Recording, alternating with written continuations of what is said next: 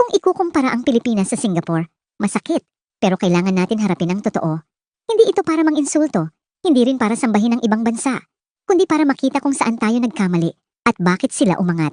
Noong dekada 60, mas mahirap ang Singapore kaysa Pilipinas. Maliit ang lupa nila, halos walang likas yaman, walang ginto, walang oil, wala ring malawak na lupang sakahan. Ang meron lang nila ay tao. Samantalang ang Pilipinas noon, tinatawag na isa sa mga may pinakamagandang ekonomiya sa Asia. May lupa, may dagat, may mina, may edukadong mamamayan, at malapit sa trade routes. Kung titingnan mo sa papel, mas lamang dapat ang Pilipinas. Pero ngayon, tingnan natin ang realidad. Sa Singapore, ang ordinaryong mamamayan may maayos na tirahan, may maaasahang transportasyon, may disenteng sahod, at ramdam ang serbisyong binabayaran nila sa buwis. Sa Pilipinas, maraming nagtatrabaho buong araw pero kulang pa rin ang kinikita. Traffic ang nauubos na oras, mahal ang bilihin, at madalas, hindi mo maramdaman kung saan napupunta ang buwis mo. Ang tanong, bakit? Hindi dahil mas matalino ang Singaporean, hindi rin dahil mas masipag sila.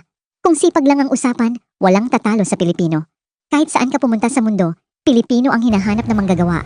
Ang pagkakaiba, sistema, at pamumuno.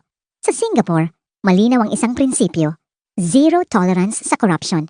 Kahit gaano ka kataas sa gobyerno, kapag napatunayang nagnakaw ka, tapos ang karera mo, tapos ang reputasyon mo, walang palusot, walang kaalyado, walang next election na lang. Sa Pilipinas, kabaliktaran. Kapag may anomalya, kadalasan nauuwi sa investigasyon na walang kulong, tapos pagkatapos ng ilang taon, tatakbo ulit sa mas mataas na posisyon. Sa Singapore, ang batas ay mas malakas kaysa sa politiko. Sa Pilipinas, madalas ang politiko ang mas malakas kaysa sa batas. Isa pang malaking kaibahan, long-term planning. Ang Singapore, hindi nag-iisip ng 3 o 6 na taon lang. Nagpaplano sila ng 20, 30, minsan 50 taon. Transportasyon, housing, edukasyon, ekonomiya, lahat konektado. Sa Pilipinas, kadalasan ang plano hanggang sa susunod na eleksyon lang.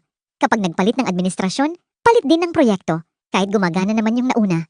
Sa Singapore, ang gobyerno ang nag-a-adjust para sa tao. Sa Pilipinas, ang tao ang napipilitang mag-adjust sa kapalpakan ng sistema. Tingnan natin ang public housing. Sa Singapore, karamihan ng mamamayan may sariling bahay sa ilalim ng HDB system.